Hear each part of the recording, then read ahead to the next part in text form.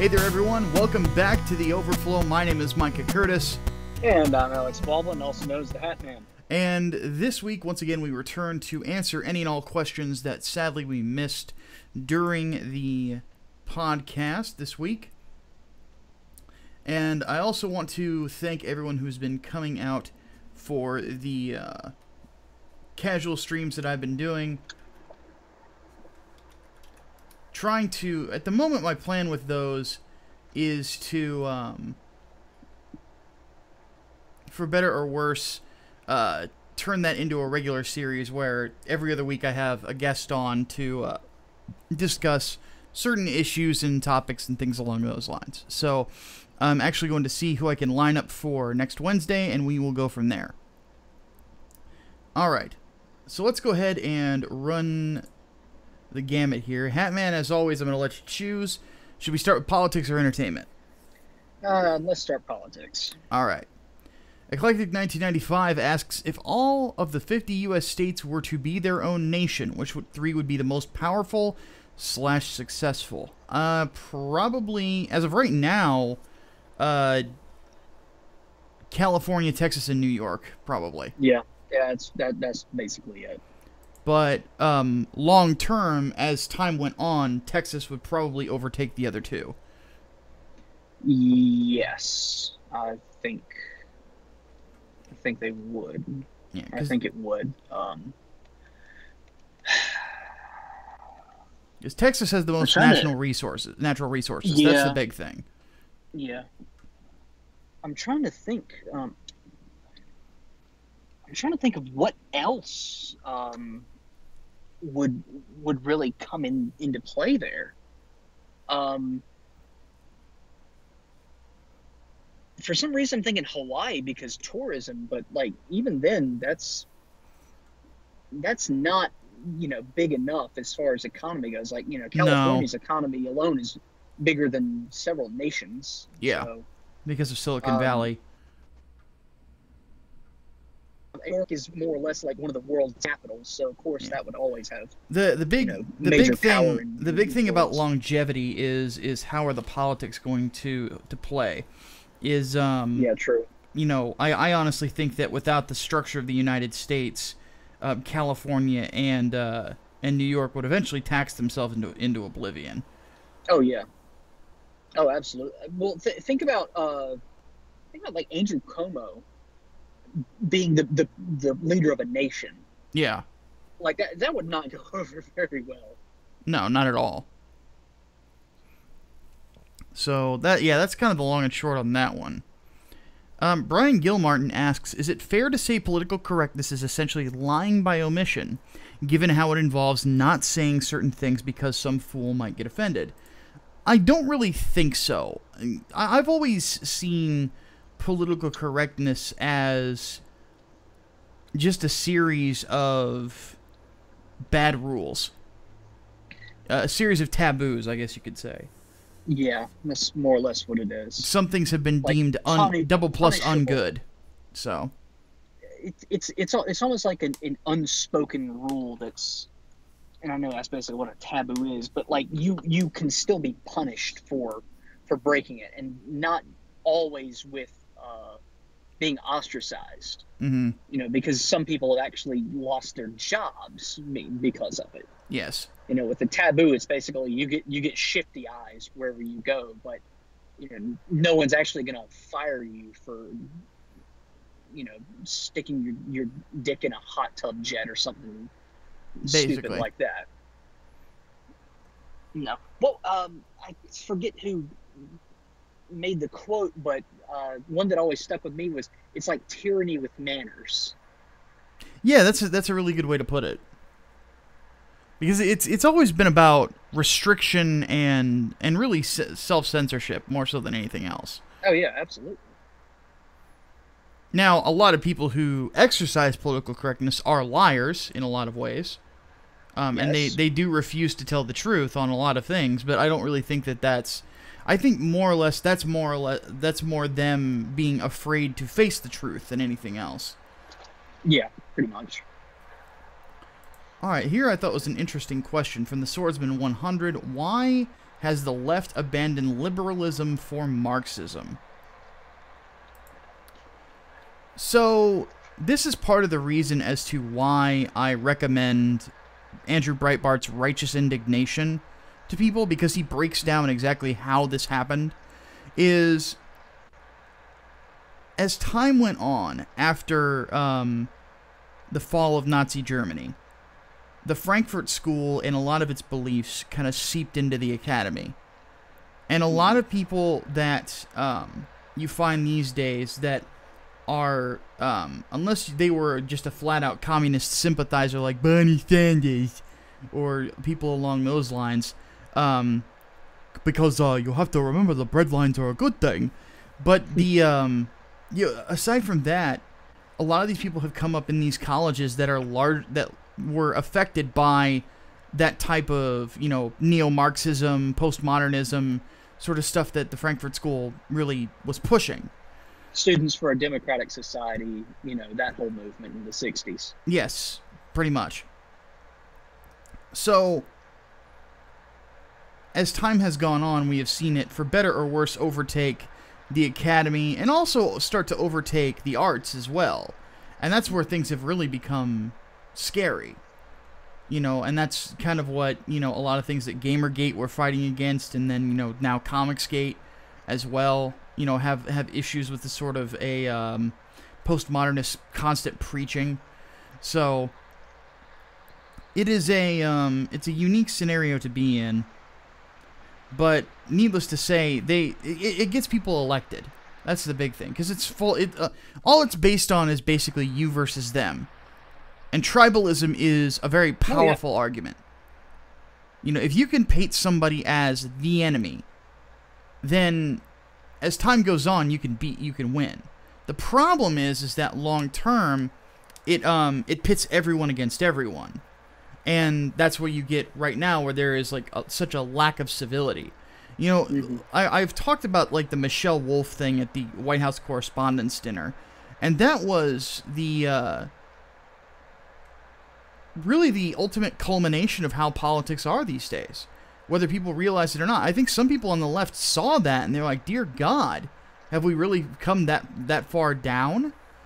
But that's what it is it's a fist fight, because that's ultimately how these ideas end up playing out, is everybody's fighting over things, and everybody's this label, and so on and so forth. Nobody's a person anymore, and that's the big problem, and that's why individuality really needs to win out in the end. Because if you can't look at a person like a person and address their dumb ideas as dumb ideas, civility will die at that exact moment, because you don't care about that person anymore. You don't see them as a human. You see them as a target, and that, once you start to otherize people, it never ends well. No. It ends with Antifa, or it ends with some alt-right guy running a bunch of people over in a Dodge Charger, and it only gets worse. Yep. As far as I see it, though, why the left has abandoned liberalism is because freedom doesn't fit well into the binary mindset. Keep in mind that Marxism is largely us versus them, bourgeoisie versus the proletariat, oppressor versus oppressed. There is no room for a middle ground. There is no room for a third option. And you'll hear this repeated by leftists and Marxists. There is no neutral ground on a moving train. That sort of mindset. Offering people, the freedom to do really anything, to make their own choices, is dangerous to that sort of mindset, because then you aren't able to classify people as one or the other, and when you can't do that, you actually have to think. Yep. All right, let's move on to entertainment. Brian Gilmartin wants to know what our favorite video game related comic book is. Video game related comic book. I don't think I've read any, really. Yeah, I'm not really familiar with any outside of the Mega Man comics, which are all right, I guess. Yeah, it's really all I can say there. Derek Mozzarella asks, what are you guys' thoughts on Bioshock and any ideas what the setting of the fourth should be? Bioshock, in my opinion, the original, is the best criticism of egocentric humanism that I've ever seen. Yeah. Better than any article I've read, better than any, you know, video I've seen or anything like that. It is the best commentary on that worldview ever. Read Atlas Shrugged and then play Bioshock, and you'll see why it fits so well. Mm-hmm. Because it really is the full-on, like, the absolute showing of exactly how Ayn Rand's ideas, taken as they are, would play out. Because I agree with Ayn Rand on some things, especially in regards to capitalism. I don't agree with the idea that, selfishness is a virtue. I think that it's nonsense. But on top of that, what the big problem you'll find is that it doesn't account, as many worldviews do not, for human nature. Exactly. And Andrew Ryan is the perfect example of that as a character. So, yeah, the second game tries to say stuff about communism and it's you know, its difference to egocentric humanism. So it's basically just two humanisms fighting themselves out. But it doesn't really say anything like worth considering in the long term. Bioshock 2 kind of sucks in that regard. The gameplay's fun, but that's really about it. Yeah. The third game is, I don't really think that it says much about worldviews, aside from like extreme nationalism. I would say the third game is... Or jingoism, I should say, actually. Yeah, I would say that the third game is more commentary on, like, horseshoe theory than anything else. Because, yeah, you do have, like, extreme nationalism and jingoism and that stuff. And extreme communism as well. Yeah, and then you've got, you know, the communist movement that you sympathize with, and then they turn around and become even worse than the people that, you know, they were fighting against. Yep. So, yeah, I think it's good. It's good in that regard, and then, you know, it gets kind of muddied up with multiverse theory and all that sort of Well, here's the thing with me, is I think that the story between Booker and Elizabeth is considerably more compelling than the overall, all the political stuff in it. Yes. And that's the big thing, is because they wanted to focus on a more of a character-driven story. And whereas the original Bioshock, it's more of, you know, a clashing of worldviews. So, yes. Or really a commentary on a worldview. So, as for a setting of a fourth game, I don't want a fourth game to exist. No, I don't either. Bioshock 2 had no reason to exist. It couldn't validate its own existence. That's the problem that I have, like a big problem I have with it. Fun to play, but like it could have been an expansion pack or something. Like it really didn't add that much. You know, it was just basically honestly, going back to Rapture for the sake of going back to Rapture. Yeah, like even the gameplay, like honestly, all you had to do was just mod the game to be able to shoot and use plasmids at the same time, and that's it. You got it. Yep. So, yeah, to say the least, it was a. Yeah, I don't want a fourth game. I really don't. If hypothetically, I'd say just do space. Yeah, but then it's System Shock at that point. Yeah, well, really, that's your Bioshock Zero. Then I guess, I don't know, underground or something, because it has to be in sort of an extreme location, and that's like the only thing that I could really think of is like inside a volcano. Oh yes, inside a volcano that is about to erupt. It's a race against the clock. Yeah. Yeah, why not? That won't be insensitive to what's going on in Hawaii right now or anything. Starring Keanu Reeves. Bioshock Wick. No. They kill his Big Daddy. Bioshock the Core. Nah. Oh God! If any of you have never seen The Core, oh dear God, it's terrible, but it's hilarious. Yeah, I agree. Okay, Black Knight Rex asks, what are our thoughts on My Hero Academia? I know nothing about it. I don't know anything about it either, except for it inspired My Hero Macadamia. Yes, that's like That's it. Tim. Now here's the That's all I thing. know. I don't. Timothy Lim had kind of like hinted to us last year that he was gonna try to do a parody of it, but him and John Della Rose have both recommended it to us, and I just have not had the time to watch it. I'm not really that interested either. Like I'm not really into like newer Japanese anime. I'm just not. Like lately, I've been reading the manga Battle Angel Alita. Like that's or Gundam, depending on your translation, and like I just yeah, it's like I like that old more gritty, violent stuff. Like the new over the top Desu Kawaii crap. I just not my thing, man. not my fucking thing at all. Oh my God! Never do that again. I promise I won't, because kill all of it. God, fucking terrible. Yeah, that's oh my God. Yeah, I think I gave you cancer. There's a reason that I say if you want me to play that one fucking Bikini Ninja game, you have to pay me to do it. Which no one, like, everybody always asks that question, and like they never shell out the cash.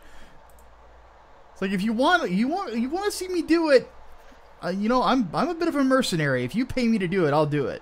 But I'm not spending my own fucking money on that shit. All right. Crystal Wing 2149 asks. Actually, no, we're gonna save that for the last one. Eclectic 1985 asks, I've been watching Zootopia again, and there's a scene where a polar bear mafioso does the sign of the cross, meaning that Christ existed in that universe. What animal would he have been? Okay, so first off, well, yeah, he would be a lion. Aslan, you know, like that's kind of a bit of a duh. But the sign of the cross is just like, it's just a reference to old horror movies. I don't think he, you know, there's no other allusions to Christianity in that. You know, it's basically just get behind, you know, it's a vampire or something like that. That's really all you can say about it. So, yeah, lion. Yeah, obviously, lion. So, Or a lamb. I mean, he could be a lamb. Which is, you know, kind of funny because mayor's office, you know, lion and lamb. yeah. Never really noticed that until now, but Yeah. Now yeah, this lion. Yeah, this question by Crystal Wing 2149 though I thought ended up is brilliant more than probably Crystal Wing realizes. So he asks, Carnage vs. America Chavez, do you think she's ready to face someone like Cletus Cassidy? So this is what I find interesting about SJW Marvel is that the more social justice oriented books would never be able to take on a character like Cletus Cassidy at all. Because you have to keep in mind how dark the first issue he shows up in, which I think is Amazing Spider-Man 361. Let me look that up. Because the first comic I ever read, yeah, 361. First comic I ever read is 363, the end of that arc. So, needless to say though, like that's a serial killer. You know, that's somebody who slaughters people wholesale in very violent ways. You know, you read Mind Bomb by Warren Ellis, and it is easily one of the most chilling things you'll ever read in a comic book. And the thing about SJW writers is that they don't want to take on the truth of how horrible the universe can be. They do everything they can to avoid it instead of addressing it for what it is.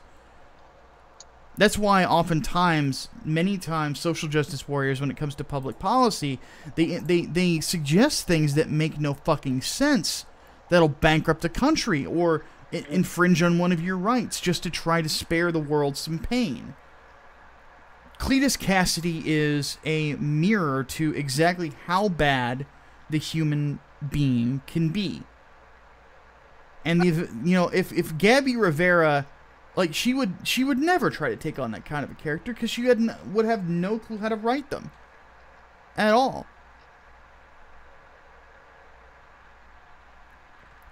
I mean, especially because you can't box someone like Cletus Cassidy into like racist or sexist or homophobe or anything like that. No, because he legitimately doesn't give a shit. Yeah, he is a psychopath for this, almost really the sake of being a psychopath. Like there's nothing really driving him outside of killing, the desire to kill people. Yeah, it's his art form. He even says so. As there's a character named Matthew Kurtz in the book Mind Bomb, who says that Cassidy really is deceptively simple. He does not. It's the same thing with a lot of characters who are killers, is they don't see life as necessarily a positive. And that is, in and of itself, so counter to everything about the West that you can't help but look at it and go, dear God, what in the hell is this man? Mm-hmm. And a writer like a Gabby Rivera would never really be able to take on that sort of thing because they're not intellectually just not capable of that sort of complexity. Mm-hmm. So, and that's my problem with SJW Marvel in the first place, is there is no complexity or nuance to it. There's nothing like that. There's nothing interesting about it. Everything is just a pastiche or just some sort of somebody filling a quota. You have to have the racist, you have to have the sexist or the bigot that is the bad guy, and then with your team you have to have somebody who is Asian, Mexican, Muslim, token white guy, black, and then maybe somebody of mixed race, and then if you're in the case of the champions, a robot who apparently is omnisexual or whatever the fuck that means. Like, honest question, what does that or pansexual mean? That you fuck horses? Or I guess frying pans, but whatever. Well, that's my thing. It's like that term doesn't even make any fucking sense. Like, pansexual, I can sort of understand with the whole gender cocktail that we've got going on now. But like omnisexual, like unless you're like fucking aliens. Well, but that's the thing though. It's like, I mean, so am I to assume that people who are bisexual would not have sex with a transgender person then? Well, see, that's the thing. I would think to some people that would be the best of both worlds. Like, I don't fucking get this shit. You've got people that say bisexual means that it's just two genders. It's not man and woman. It can be like woman and like demigirl or some fucking bullshit shit like that. Yeah. Never go to Tumblr ever. It rots your brain. Fuck the left. Seriously. There are two fuckface. God.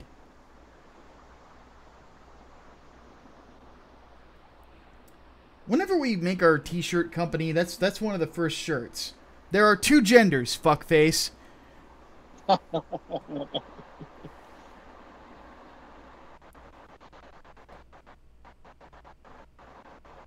Or you self-identify as retard. It's just fucking hell. Your gender is stupid. Yeah. There we go. Tumblr is not real life. No. You lost the election, get over it. Stuff like that. But anyway, as it stands, the problem that I have, again, just the very fact that you can't do anything complex like that, what the hell are you doing in comic books anyway? Tell interesting stories. That's all I ask. So, but that's all we have this week, oddly enough. That's it. Wow. Yeah. Okay. Well, some of them were pretty short questions, so. Yeah, true.